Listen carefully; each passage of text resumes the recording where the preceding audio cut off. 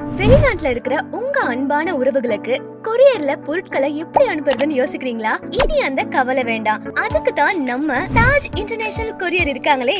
உங்க அன்பான உறவுகளுக்கு தேவையான மெடிசன்ஸ், டாக்குமெண்ட்ஸ், ஹோம்மேட் ஸ்வீட்ஸ், மசாலாஸ், கிஃப்ட்ஸ், கார்மெண்ட்ஸ் அப்படின்னு சின்ன பொருளா இருந்தாலும் சரி, இல்லனா 50 கிராம்ல இருந்து 5000 கிலோ வரையும் பெரிய பொருட்களையும் கவர்மெண்டோட நார்ம்ஸை ஃபாலோ பண்ணி இம்போர்ட் அப்புறம் எக்ஸ்போர்ட்டும் பண்றாங்க.